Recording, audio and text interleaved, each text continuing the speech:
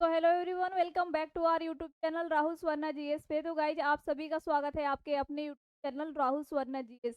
तो गाइज आज के इस वीडियो में हम लोग देखने वाले हैं बिहार एसएससी के वो सारे इंपॉर्टेंट क्वेश्चन जो आपके एग्जाम्स के मोस्ट इंपॉर्टेंट है। तो ज़्यादा से ज़्यादा इस वीडियो को लाइक एंड शेयर कीजिएगा, ठीक है। और इन तक वॉच जरूर कीजिएगा एंड कमेंट जरूर कीजिएगा, आप लोग रिस्पॉन्स दीजिएगा अपना कैसा रहा आज का क्लास। नेक्स्ट, पहला क्वेश्चन आते हैं। बिहार का बोला जा रहा है, बिहार का न्यूनतम साक्षर जिला कौन सा है? तो देखिए, बिहार का न्यूनतम जो साक्षर जिला बोला जा रहा है कौन सा है? सीतामढ़ी है, कटिहार है, पूर्णिया है, मधेपुरा है। तो कौन सा आंसर हो जाएगा? बिहार का न्यूनतम साक्षर जिला कौन सा हो जाएगा? ये कौन सा हो जाएगा? पूर्णिया। देखिए, सबसे जो कम लिटरेसी दर है ये कहाँ पे है? पूर्णिया में है, ठीक है। और सबसे कम तो ये हो गया, उसके बाद किसका नंबर है? सेकंड नंबर पे सीतामढ़ी है, थर्ड नंबर पे कौन सा है? कटिहार है। तो बिहार के कम साक्षरता वाला जिला याद रखें, पहला पूर्णिया, दूसरा सीतामढ़ी, तीसरा कटिहार। सबसे ज्यादा साक्षरता वाला जिला भी पूछा जाता है एग्जाम्स के लिए, मोस्ट इंपॉर्टेंट है, लिख लीजिए। सबसे ज्यादा सबसे ज्यादा साक्षरता दर वाला जिला बिहार का, साक्षरता दर वाला जिला बिहार का कौन सा है? पहले नंबर पे आ जाएगा आपका रोहतास। सबसे ज्यादा साक्षरता वाला जिला कौन सा है? रोहतास। उसके बाद है आपका पटना, के बाद हो जाएगा कौन? भोजपुर, ठीक है। ये सबसे ज्यादा साक्षरता वाला जिला कौन सा है? रोहतास है, पटना है, भोजपुर है, ठीक है, याद रखिएगा। और सबसे कम है पूर्णिया, सीतामढ़ी और कटिहार। यहाँ से एक क्वेश्चन आपका पूछा जाता है, तो ये आपके टॉपिक के लिए बहुत ज्यादा इंपॉर्टेंट है, ठीक है। बिहार का जो है ना, ये आप लोग देख लीजिएगा एक बार। नेक्स्ट नेक्स्ट क्वेश्चन आते हैं गाइस, एक सेकंड नहीं हुआ। नेक्स्ट क्वेश्चन क्या बोला जा रहा है, आंसर कीजिएगा। रामचरित के निम्नलिखित में से रचनाकार कौन है? सोमदेव है, संध्याकर नंदी है, कामंदक है, या फिर क्षेमेंद्र है? तो देखिए, रामचरित के रचनाकार बोला जा रहा है, तो कौन है रामचरित के रचनाकार? कौन है? आपके संध्याकर नंदी। कौन है? संध्याकर नंदी। ये एग्जाम्स के लिए आप लोग के लिए मोस्ट इम्पोर्टेंट। संध्याकर नंदी जो है ना, रामचरित पुस्तक के रचनाकार है, याद रखिए। नेक्स्ट क्वेश्चन पे आते हैं। थर्ड नंबर क्वेश्चन ध्यान दीजिएगा और आंसर कीजिएगा। यहाँ से तो क्वेश्चन आपके फिक्स ही रहते हैं, पॉलिटी का सबसे इम्पोर्टेंट पार्ट होता है, तो आप सभी को पता होगा। भारत के संविधान की चौथी अनुसूची से विवेचित करती है राज्यसभा में स्थान के आवंटन को, राजनीतिक दल बदल को, पंचायत व्यवस्था को, या फिर भाषाओं को? तो देखिए, आप सभी को पता होगा कि संविधान में टोटल वर्तमान में कितनी अनुसूचियां हैं? 12। संविधान में वर्तमान में कितनी अनुसूचियां हैं? 12। और किस अनुसूची में आपका राज्यसभा के सॉरी, किस अनुसूची में आपका विवेचित है? चौथी अनुसूची क्या विवेचित है? आपको बोले संविधान की चौथी अनुसूची तो क्या उल्लेख किया गया है? तो उल्लेख किया गया राज्यसभा के स्थान का आवंटन। आंसर क्या हो जाएगा आपका? Option A. चौथी अनुसूची में राज्यसभा के सीटों का आवंटन किया गया, स्थानों का आवंटन। दल बदल किस भाग में है? संविधान की कौन सी अनुसूची में है दल बदल? तो 10वीं अनुसूची में है, ठीक है, 10वीं अनुसूची में है। पंचायत व्यवस्था किस में है? 11वीं अनुसूची में है। भाषा 8वीं अनुसूची। भाषा कौन सी अनुसूची में है? आपकी 8वीं अनुसूची में है।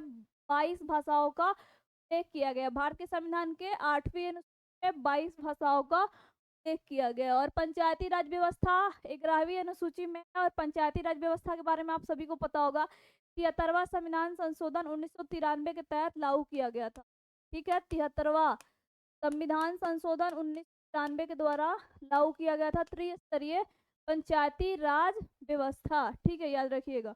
और 10वीं अनुसूची दल बदल कानून तो आप सभी को पता होगा ना, 1985 में आया था। चलिए नेक्स्ट, 4 नंबर क्वेश्चन ध्यान दीजिएगा, ये आपके एग्जाम्स के लिए मोस्ट इंपॉर्टेंट है। पागलपंथी की स्थापना किसने की? बुलेल शाह, करम शाह?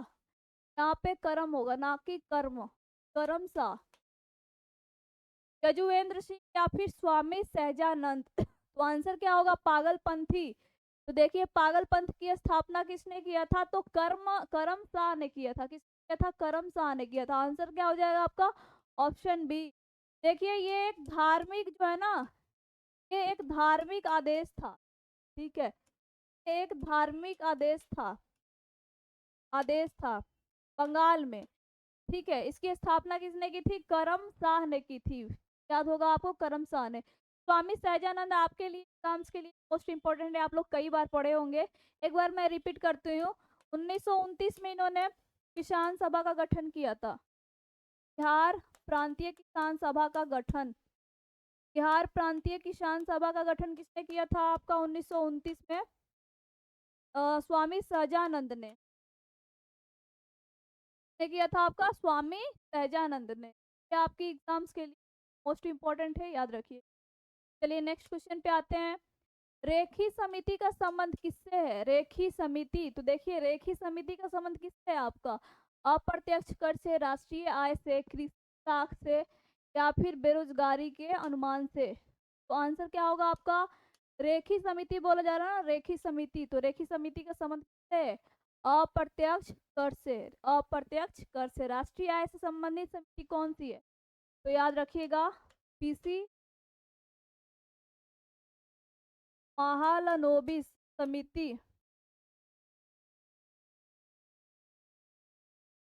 पीसी महालनोबिस समिति का संबंध किससे है आपका? राष्ट्रीय आय से, ठीक है। किस साख से संबंधित समिति कौन सी है? खुसरो समिति। कौन सी समिति? खुसरो समिति, याद रखिएगा। बेरोजगारी के अनुमान से संबंधित समिति कौन सी है आपकी? दांतवाला समिति। कौन सी है? दांतवाला समिति, याद रखिएगा। ये सारे क्वेश्चन आपके एग्जाम्स के लिए मोस्ट इंपॉर्टेंट है। एक बार फिर देखिएगा, मैं रिपीट करती हूँ। रेखी समिति का संबंध है अप्रत्यक्ष कर से। राष्ट्रीय आय से संबंधित समिति कौन सी है? पीसी महालनोबिस समिति। किस साख से संबंधित समिति कौन सी है? खुसरो समिति। के बाद बेरोजगारी के अनुमान से संबंधित समिति कौन सी है? दांतवाला समिति, ठीक है। नेक्स्ट नंबर क्वेश्चन ध्यान दीजिएगा और आंसर कीजिएगा आप लोग। निम्नलिखित में से कौन सा एक सुमेलित नहीं है? हेमिस राष्ट्रीय उद्यान क्या लद्दाख में है? बिल्कुल भाई, हेमिस राष्ट्रीय उद्यान कहाँ पे है? लद्दाख में है हेमिस। आपकी वो ये पता ही होगा, काफी फेमस है हेमिस राष्ट्रीय उद्यान।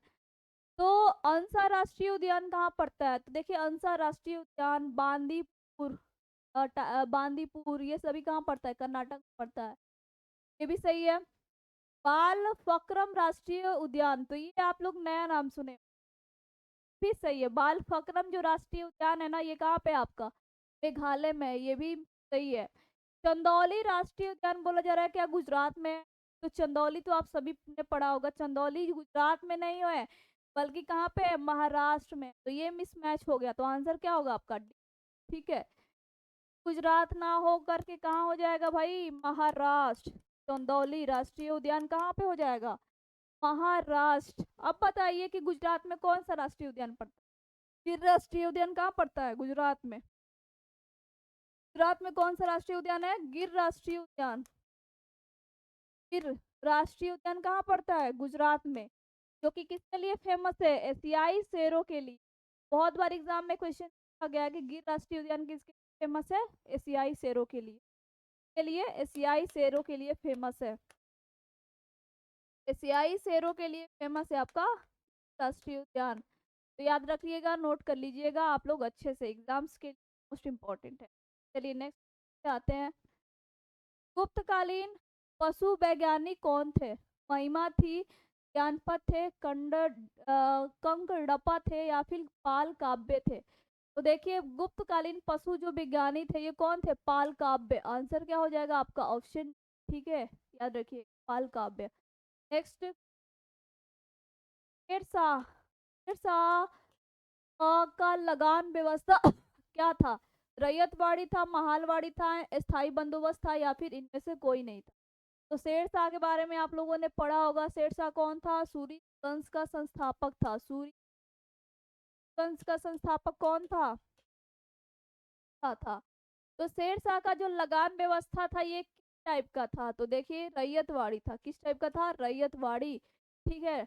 एंड अगर बात की जाए शेरशाह की, तो देखिए शेरशाह जो है ना कृषि भूमि का उपज का 1/3 भाग जो है ना कर के रूप में वसूल करता था। कृषि भूमि का उपज का 1/3 जो भाग है ना, भाग आपका कर के रूप में वसूल करता था। ठीक है, इसके बाद से शेरशाह जो है ना, जितनी इंपॉर्टेंट सारी चीजें हैं एक बार मैं लिख देती हूँ। शेरशाह जो है आपका चांदी का रुपया, चांदी का रुपया एवं तांबा का चलाया था। चांदी एवं तांबा का रुपया चलाया था। ठीक है, शेरशाह जो है ना चांदी और तांबा का जो है ना सिक्का चलाया था, याद रखिएगा। ठीक है, एंड महालवाड़ी की बात की जा रही है। देखिए महालवाड़ी के बारे में मैंने बहुत बार बताया। आप लोग के क्वेश्चन है आज के लिए, रैयतवाड़ी का बताइएगा आप लोग कि रैयतवाड़ी के जनक कौन है। दो का मैं बताती हूँ, आप लोग को एक का बताना है। कमेंट करके बताइएगा इस वीडियो के बाद कि रैयतवाड़ी व्यवस्था कब आई थी एंड इसकी स्थापना किसने की। ठीक है, महालवाड़ी का व्यवस्था के बारे में मैंने बताया हुआ था कि 1822 में हॉल्ट मैकेंजी ने किया था। हॉल्ट मैकेंजी, महालवाड़ी जनक कौन है? हॉल्ट मैकेंजी, 1822 ईस्वी। ठीक है, स्थायी बंदोबस्त के लिए कौन है? 1793 में लॉर्ड कार्नवालिस। कौन है? Lord Cornwallis, Lord Cornwallis. स्थायी बंदोबस्त के लेखक कौन है? लॉर्ड कार्नवालिस, 1793 में। आप लोग के लिए आज का क्वेश्चन है कि वाड़ी की व्यवस्था का जनक कौन है एंड कब आया था ये। ठीक है, रैयतवाड़ी व्यवस्था का डेट सहित आपको बताना है। चलिए नेक्स्ट क्वेश्चन पे आते हैं। पेन ज्यादा बोल्ड हो गया ना। नेक्स्ट, बौद्ध ग्रंथ पिटकों की रचना निम्नलिखित में से किस भाषा में की गई है? तो देखिए बौद्ध ग्रंथ का जो पिटक है, इसकी जो भाषा है किस भाषा में की है? तो ये बोल जा रहा है संस्कृत में, पाली में, अर्ध मगधी में या फिर प्राकृत में। तो आप लोग अच्छे से अगर बौद्ध धर्म जैन धर्म पढ़े होंगे तो आप लोग इसका आंसर कर सकते हैं। उस टाइम पे बहुत ही फेमस भाषा थी, कौन सी? संस्कृत जैसे ही भाषा थी जिसका नाम क्या था? पाली भाषा। ठीक है, तो बौद्ध ग्रंथ में पिटकों की जो जितनी रचना है, पिटक कितने थे? 3 थे। त्रिपिटक को बोला जाता, क्या बोला जाता है? त्रिपिटक।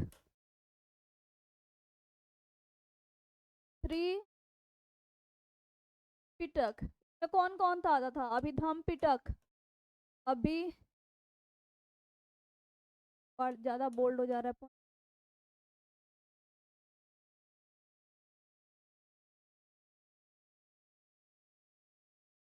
अभिधम पिटक, अभिधम पिटक। एक आ जाएगा विनय पिटक, विनय पिटक। एक आ जाएगा आपका सूत पिटक, एक आ जाएगा आपका सूत पिटक। ये बौद्ध धर्म के त्रिपिटक थे, कौन कौन? विनय पिटक, सूत पिटक, अभिधम पिटक।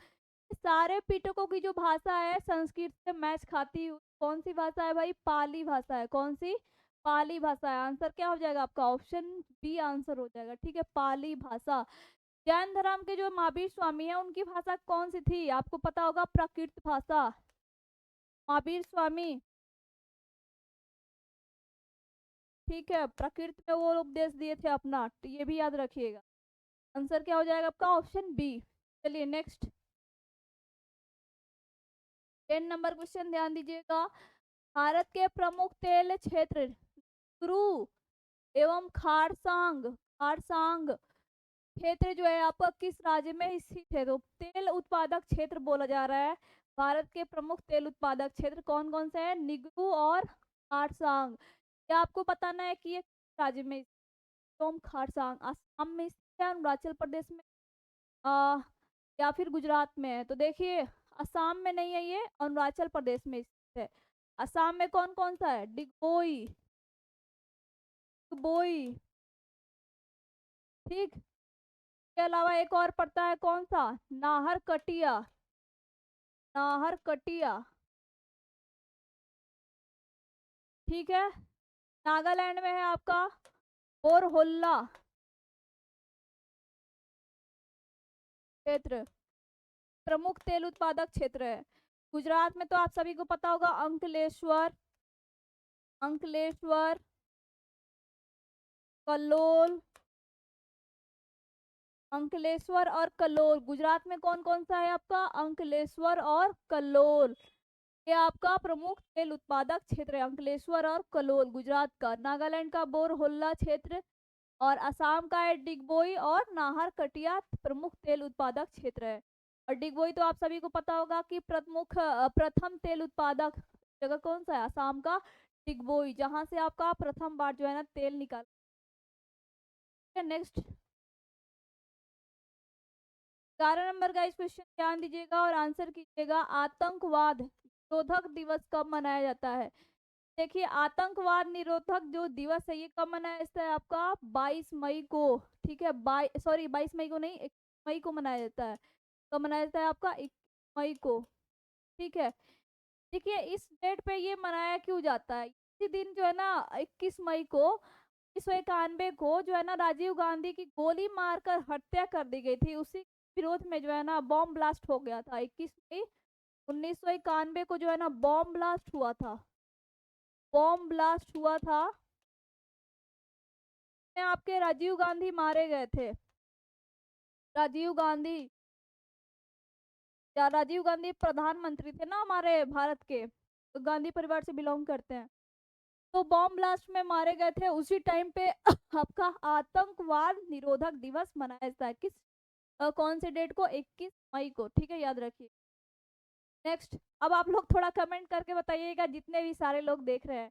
अब बताइए कि राजीव गांधी राहुल गांधी के लगते क्या थे? मतलब रिलेशन में होता है ना, रिलेशन में आपको जोड़ के बताना है। राजीव गांधी कौन थे राहुल गांधी के? आप लोग कमेंट करके जरूर बताइए वीडियो के बाद। नेक्स्ट 12 नंबर क्वेश्चन है और आंसर अच्छे से कीजिएगा। पाल घाट निम्नलिखित में से किसके मध्य अवस्थित है? तो देखिए पाल घाट ये सारी पश्चिमी घाट में आते हैं। पाल घाट, तो पाल घाट जो है ना किसके स्थित है आपको बताना है। नीलगिरी और कार्डेमम पहाड़िया, नीलगिरी और अन्नामलाई पहाड़िया, अन्नामलाई और कार्डेमम पहाड़िया, कार्डेमम पहाड़िया और पारिनी पहाड़िया। तो देखिए नीलगिरी जो है ना अन्नामलाई और नीलगिरी पहाड़ियों के बीच, पाल घाट जो है नीलगिरी और अन्नामलाई पहाड़ियों के बीच स्थित है। ये पश्चिमी घाट में आता है, पश्चिमी घाट में आता है, पश्चिमी घाट में आपका आता है। ये कोचीन को कोयम्बटूर के बीच संपर्क करता है। पाल घाट जो है कोचीन को, कोचीन को कोयम्बटूर से संपर्क करता है। कोयम्बटूर, कोचीन को कोयम्बटूर से संपर्क कौन करता है आपका? पाल घाट दर्रा, पाल घाट दर्रा कौन संपर्क करता है आपका? पाल घाट दर्रा। एक पाल घाट है और एक पाल घाट दर्रा भी है, याद रखिएगा। ठीक है, और पाल घाट किसके? नीलगिरी और अन्नामलाई पहाड़ियों के बीच। और ये कार्डेमम पहाड़ियां जो देख रहे हैं ना ये पश्चिमी वेस्टर्न घाट में ही आता है। इसको इलायची का पहाड़ी भी बोला जाता है। ठीक है, इलायची वाला। ठीक है, तो कहाँ पे होता है? कार्डेमम पहाड़ियाँ, इस पे इलायची के लिए फेमस है कार्डेमम की पहाड़ियाँ। ये भी वेस्टर्न घाट में आता है, ये सारी वेस्टर्न घाट की ही है। अन्नामलाई भी वेस्टर्न घाट में ही आता है। नेक्स्ट 13 नंबर क्वेश्चन ध्यान दीजिएगा। घरी अथवा गृह कर लगाने वाला दिल्ली का प्रथम सुल्तान कौन सा था? देखिए घरी अथवा गृह कर लगाने वाला दिल्ली का जो प्रथम सुल्तान था ये कौन था आपका? अलाउद्दीन खिलजी, बलबन मोहम्मद बिन तुगलक या फिर फिरोज शाह तुगलक। देखिए घरी अथवा गृह कर लगाने वाला आपका का जो प्रथम सुल्तान था ये कौन था? अलाउद्दीन खिलजी था। कौन था आपका? अलाउद्दीन, घरी अथवा गृह कर लगाने वाला। और अलाउद्दीन खिलजी की बात की जा रही है तो देखिए घोड़ा दागने की प्रथा, घोड़ा दागने की प्रथा,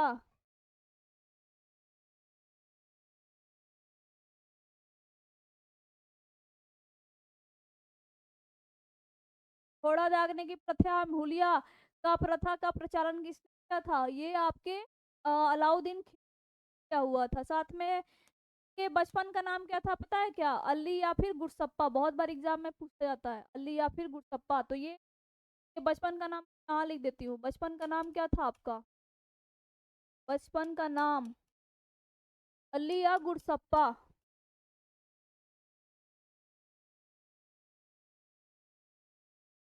ठीक। एंड अगर बात की जा रही है, देखिए जो है ना किस का निर्माण करवाया था, जमैयत खान मस्जिद, साथ में सीरी का किला, साथ में सीरी का किला, साथ में जो है आपका अलाई दरवाजा, साथ में आपका अलाई दरवाजा का निर्माण भी किसने कराया था, आपका अलाउद्दीन। देखिए नाप तौल से संबंधित जो है ना ये अगर नाप तौल में कोई गड़बड़ी कर रहा है या फिर कुछ कर रहा है, इसके लिए जो है ना मांस काटने का भी आदेश दिया था। तो ऐसा करने वाला ये पहला शासक बना था। तो मैयत खान मस्जिद, सिक्का किला, अलाई दरवाजा, ये सभी का निर्माण किसने किया था, आपका अलाउद्दीन खिलजी। घोड़ा दागने की प्रथा, हुलिया प्रथा, इसका प्रचलन किसने किया था, अलाउद्दीन खिलजी किया था, याद रखिएगा। चलिए, और ये घड़ी अथवा गृह कर लगाने वाला दिल्ली का प्रथम सुल्तान बना था, कौन, आपका अलाउद्दीन। ठीक है, याद रखिएगा। बलबन के बारे में तो आप सभी को पता होगा ना। देखिए बलबन जो है ना एक टाइम पीरियड में मैंने बताया हुआ था कि बलबन जो है आपका कौन सा था, 40 गुलामों का सरदार का जो संगठन था उसको विनाश किया था ना, कौन, बलबन ने ही किया था। ठीक है, याद रखिएगा। और रक्त और लौह की नीति भी कौन अपनाया था, बलबन ने। रक्त एवं लौह की नीति, रक्त एवं लौह की नीति किसने अपनाया था, बलबन ने। किसने अपनाया था, आपका बलबन ने अपनाया था। ठीक है, याद रखिएगा। मोहम्मद बिन तुगलक की बात की जाए तो आप सभी को पता होगा, इसको रक्त पिशासु, पागल, स्वप्न सभी बोला जाता था। ठीक है, रक्त पिशासु, रक्त पिशासु, स्वप्न, स्वप्न, पागल, ये सभी इसको बोला जाता, मोहम्मद बिन तुगलक को बोला जाता। इसके सनक भरी प्रथाओं के कारण इसको ये सभी नाम दिया गया, रक्त, स्वप्न, पागल, ये सभी। और एमवीटी ये आपका मोरक्को यात्री इबन बतूता इसी के काल में आया था, किसके काल में, आपका मोहम्मद बिन तुगलक के काल में आया था। फिरोज शाह तुगलक की बात की जाए तो आप सभी को पता होगा, सबसे अधिक नहरों का निर्माण किसने कराया था, ये आपके फिरोज शाह तुगलक ने ही करवाया था। सबसे अधिक नहरों का निर्माण कराया था फिरोज शाह तुगलक ने। ठीक है, याद रखिए। नेक्स्ट 14 नंबर क्वेश्चन ध्यान दीजिए, आपके एग्जाम्स के लिए मोस्ट इंपॉर्टेंट है। निम्नलिखित घटनाओं पर विचार कीजिए। नील विद्रोह, संथाल विद्रोह, दक्कन दंगे, या फिर सिपाही विद्रोह। तो ऐसे प्रश्नों को करने का मतलब ये होता है कि आपको डेट सहित एग्जैक्ट पता होना चाहिए कि कौन सा विद्रोह किस टाइम पीरियड में हुआ था। तो आप सबसे पहले बात की जा रही है संथाल विद्रोह कब हुआ था, 1857 में, सॉरी 1856 में। ठीक है, कब हुआ था आपका, 1856 में सबसे पहले संथाल विद्रोह हुआ था 1856 में। उसके बाद हुआ आपका सिपाही विद्रोह 1857 में। उसके बाद हुआ था आपका नील विद्रोह कब, 1860 में। ठीक। उसके बाद दक्कन का जो दंगा हुआ ये आपका हुआ था 1875 में। आप लोग पहले देख लीजिए कौन सा कब हुआ था। तो सबसे पहले कौन सा होगा, आपका संथाल विद्रोह। तो संथाल विद्रोह यानी 2 आएगा। तो 2 आपके कौन से ऑप्शन में है, दोनों ऑप्शन में, सी और डी दोनों में है। के बाद कौन सा आएगा, सिपाही विद्रोह। सिपाही विद्रोह यानी 4, तो ये भी दोनों ऑप्शन में है। अब थर्ड वाला ही बताएगा गाइस। तो नील विद्रोह, नील विद्रोह कब हुआ था, 1860 में। तो फिर 1 आएगा, तो 1 किस में है, आपका ऑप्शन डी में है। तो आंसर क्या हो जाएगा आपका, ऑप्शन 2, 4, 1, 3। ठीक है, यानी कि संथाल विद्रोह, सिपाही विद्रोह, फिर नील विद्रोह, बाद में लास्ट में आपका दक्कन का दंगा। ठीक है, नेक्स्ट क्वेश्चन पे आते हैं। 9वीं शताब्दी में निम्नलिखित में से किसके द्वारा चोल साम्राज्य का नींव डाला गया। तो देखिए चोल साम्राज्य का नींव डाला किसने, डाला, किसने संस्थापक किया था चोल साम्राज्य का, विजयालय ने। आप सभी को पता होगा 9वीं शताब्दी में किसने किया था, विजयालय ने। और सबसे ज्यादा चोल साम्राज्य का विस्तार किसके शासनकाल में हुआ था, सबसे ज्यादा साम्राज्य का विस्तार, साम्राज्य का विस्तार, सबसे ज्यादा साम्राज्य का विस्तार किसके काल में हुआ था, तो राजेंद्र प्रथम के शासन काल में हुआ था। किसके काल में, राजेंद्र प्रथम के शासन काल में। ये याद रखिएगा, राजेंद्र प्रथम।